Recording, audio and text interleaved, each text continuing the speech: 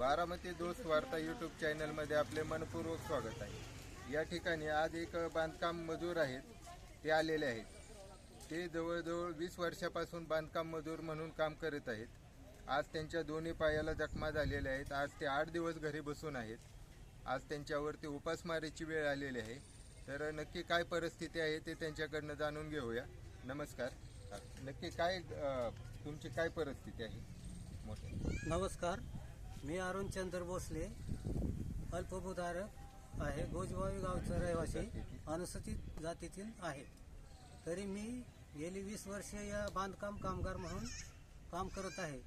तरी माझी यामध्ये नोंद झालेली नाही। 2 वेळा त्या ठिकाणी गेलेला असताना तेथे पैशाची मागणी केल्यामुळे माझ्याजवळ त्यांनी मागितलेली रक्कम नसल्यामुळे मी ती देऊ शकलो नाही।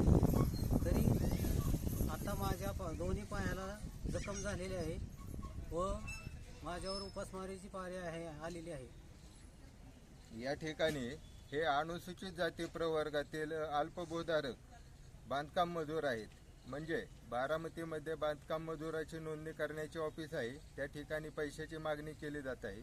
आणि अशा या अल्पभूधारक व्यक्तीकडे पैसे नसल्यामुळे, निव्वळ फक्त पैसे नसल्यामुळे त्याची नोंदणी झालेली नाही, त्याच्यामुळे तो त्या योजनेपासून वंचित राहिलेला आहे। तर अशा या गोरगरीब जनतेसाठी ते ऑफिस आहे की नक्की कुणासाठी, हा सामान्य बारामतीकरांसाठी प्रश्न निर्माण झालेला आहे।